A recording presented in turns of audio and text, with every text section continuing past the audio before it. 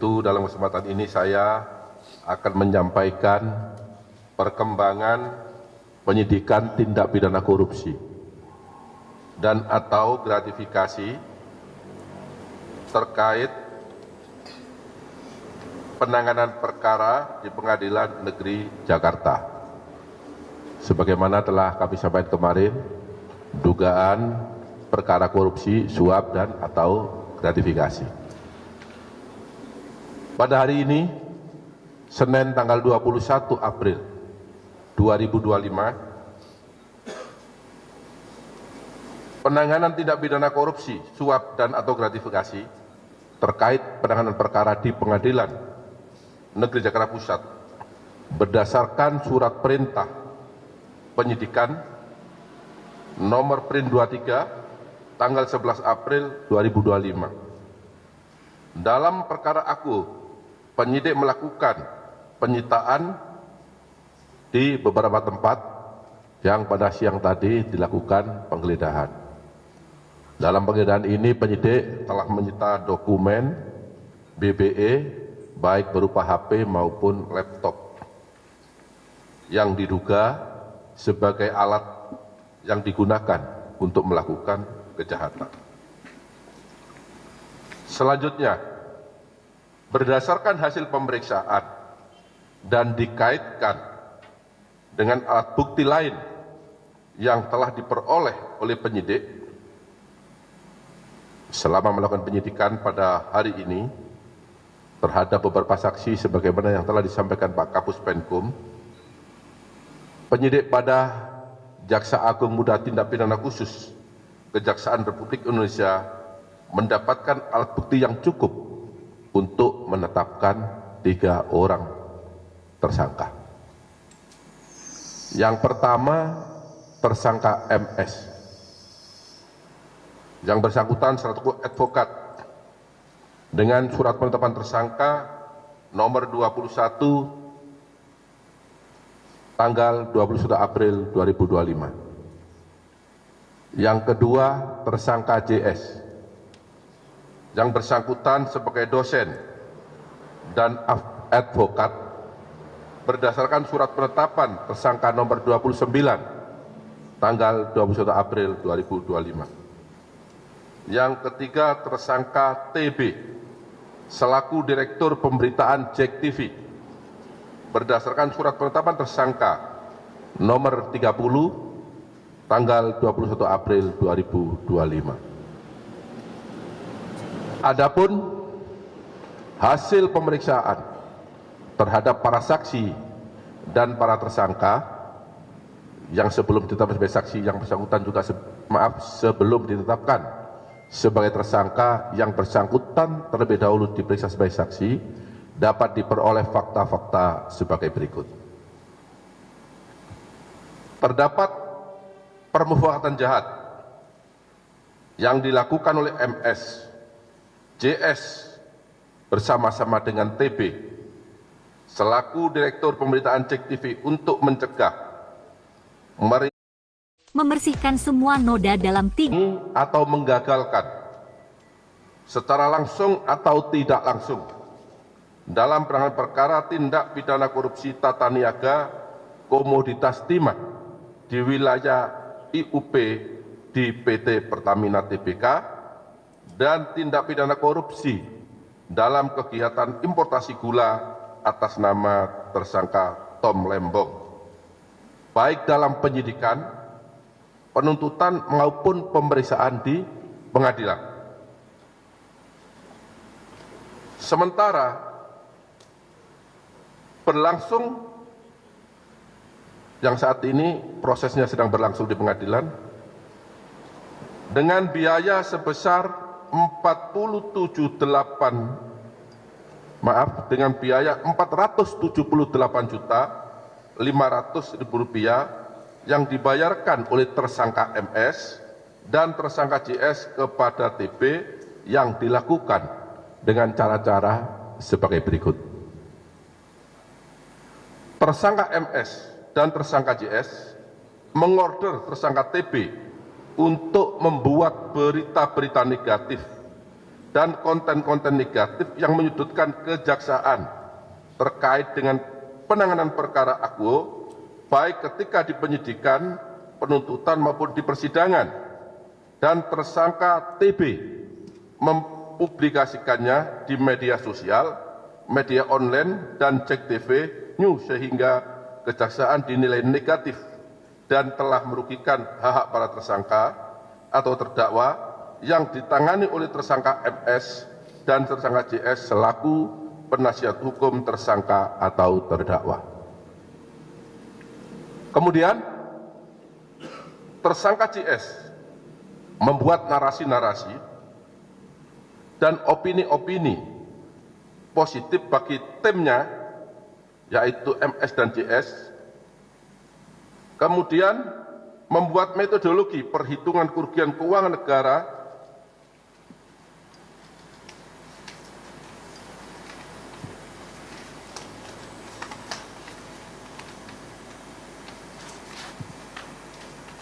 dalam penanganan perkara akuo yang dilakukan kejaksaan adalah tidak benar dan menyesatkan, dan kemudian tersangka TB dan kemudian menuangkannya dalam berita di sejumlah media sosial dan media online.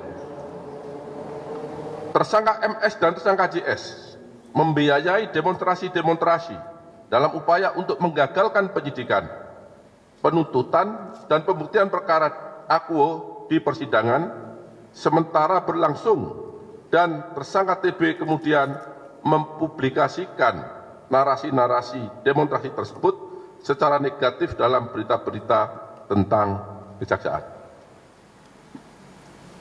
Tersangka MS dan tersangka JS menyelenggarakan dan membiayai kegiatan seminar-seminar, podcast, dan talkshow di beberapa media online dengan mengarahkan narasi-narasi yang negatif dalam pemberitaan untuk mempengaruhi pembuktian perkara di persidangan, kemudian diliput oleh tersangka TB dan menyiarkannya melalui Cek TV dan akun-akun official Cek TV, termasuk di media TikTok dan YouTube.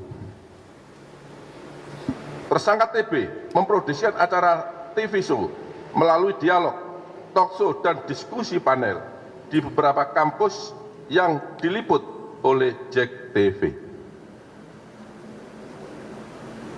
Tindakan yang dilakukan oleh tersangka MS, tersangka JS, dan tersangka TB dimaksudkan bertujuan untuk membentuk opini publik dengan berita negatif yang menyudutkan kejaksaan maupun Jampitsus dalam penanganan perkara tindak pidana korupsi tata niaga timah maupun perkara tindak pidana korupsi tata niaga gula, baik saat penyidikan maupun di persidangan yang saat ini sedang berlangsung, sehingga kejaksaan dinilai negatif oleh masyarakat dan perkaranya tidak ditindaklanjuti ataupun tidak terbukti di persidangan.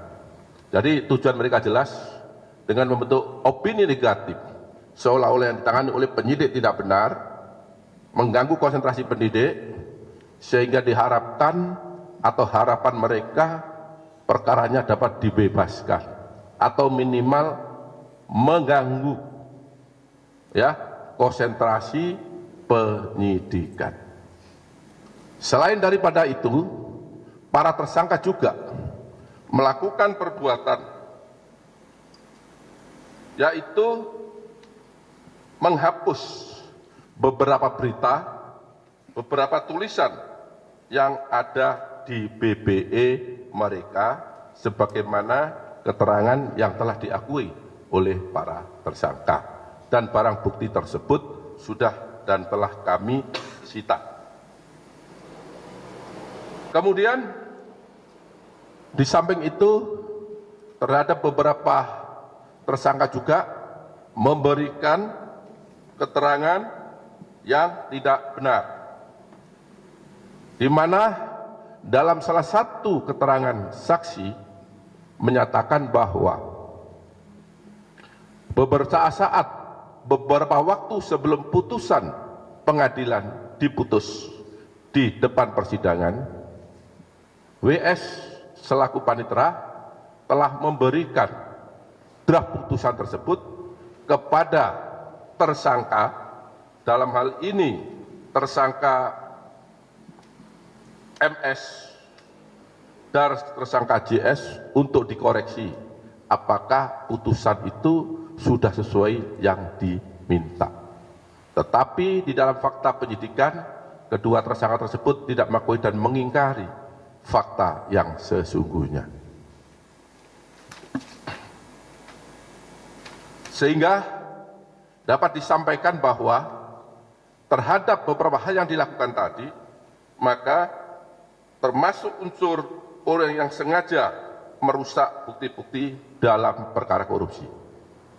Yang kedua, juga masuk orang yang memberikan informasi palsu atau informasi yang tidak benar selama proses penyidikan. Kemudian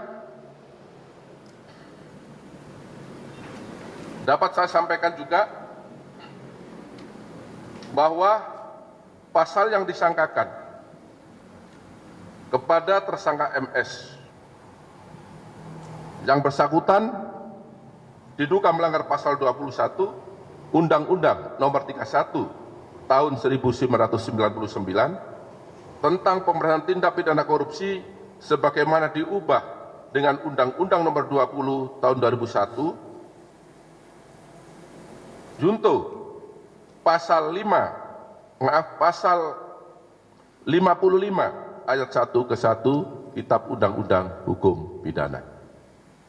Kemudian untuk tersangka JS yang bersangkutan diduga melanggar pasal 21 Undang-Undang 31 tahun 1999 sebagaimana telah diubah dengan Undang-Undang Nomor 20 tahun 2001 tentang pemberantasan tindak pidana korupsi junto pasal 55 ayat 1 ke 1 KUHP. Kemudian untuk tersangka TB yang bersangkutan diduga melanggar pasal 21 Undang-Undang Nomor 31 tahun 1999 sebagaimana diubah dengan Undang-Undang Nomor 20 tahun 2001 tentang pemberantasan tindak pidana korupsi junto pasal 55 ayat 1 ke 1 Kitab Undang-Undang Hukum Pidana.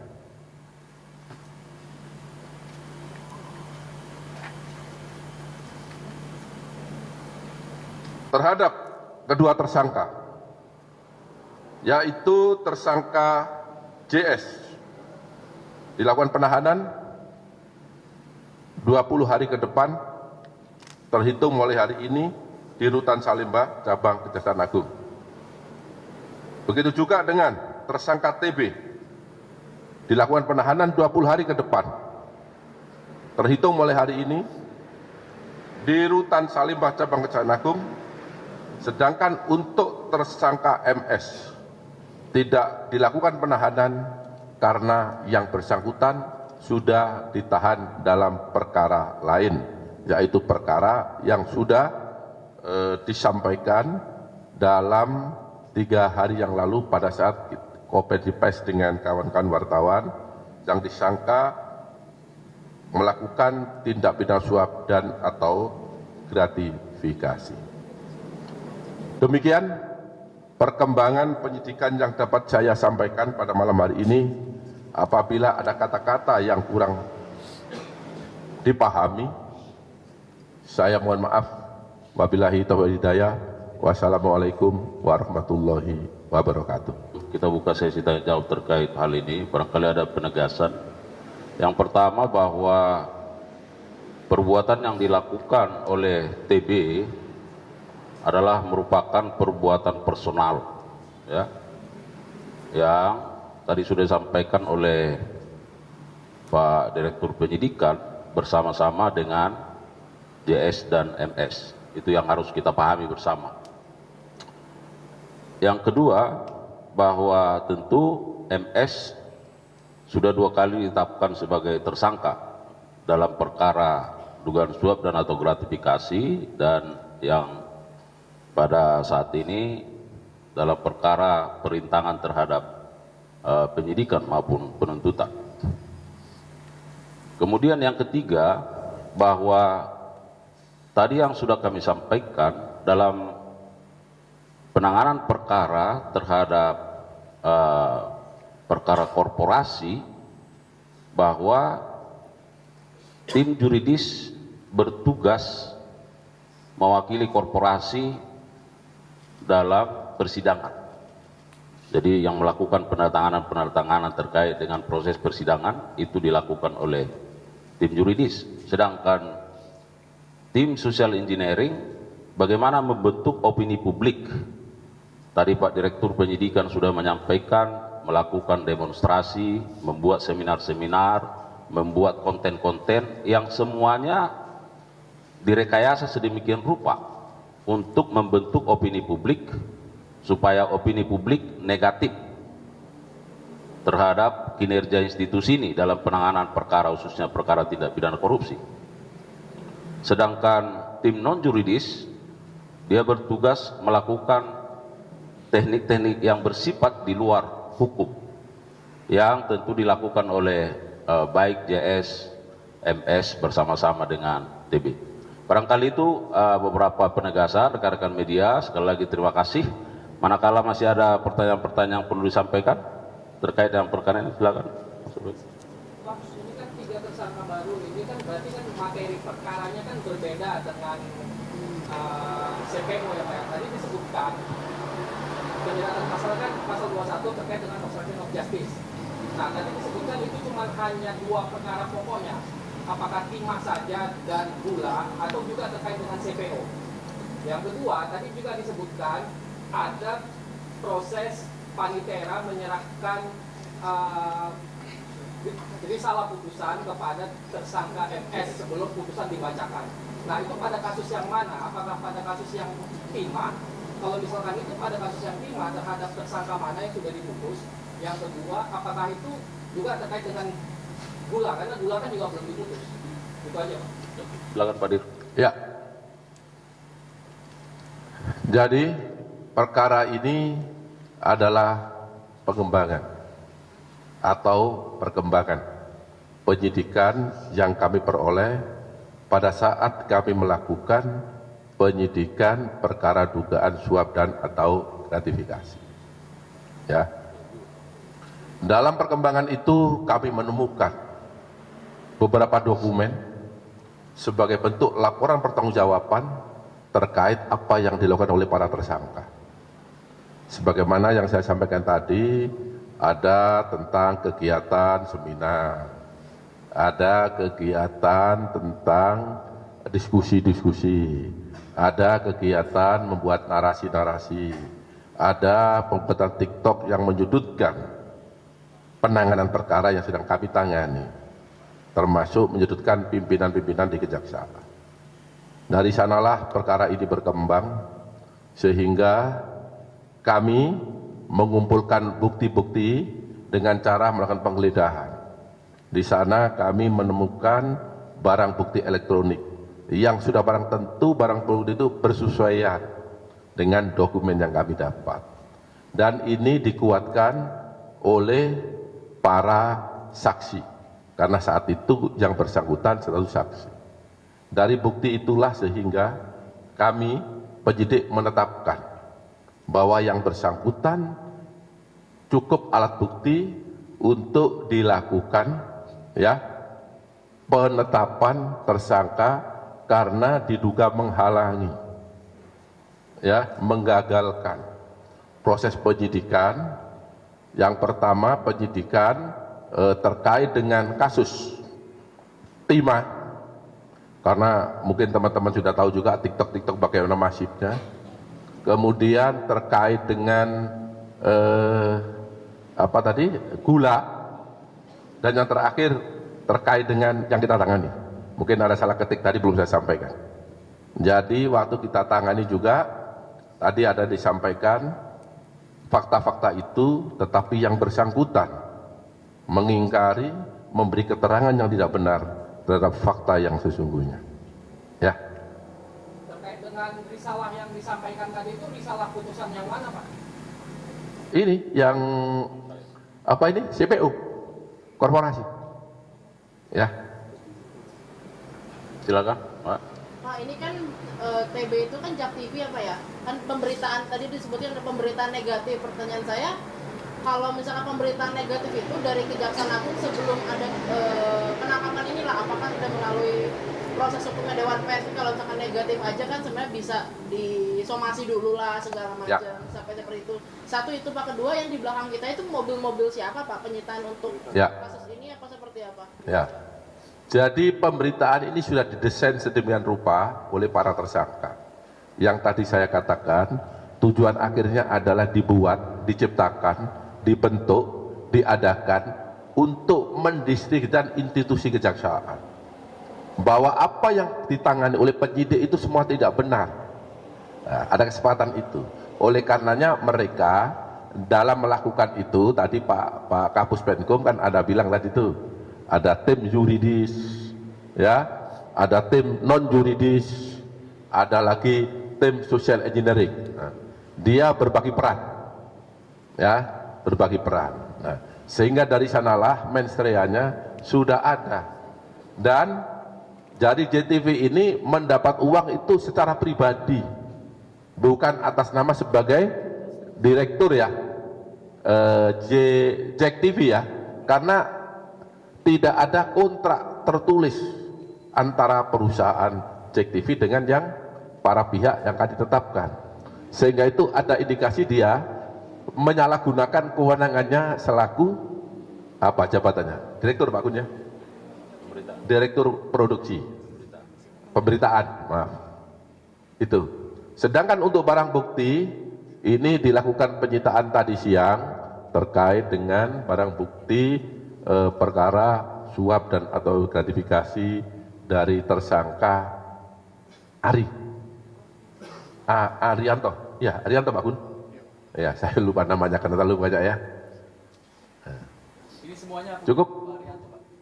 Ya, 3 mobil dan kita juga mengamankan 2 kapal ya, yang di pantai Marina.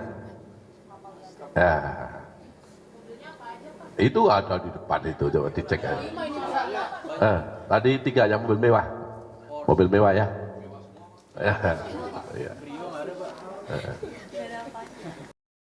Jangan bayar wifi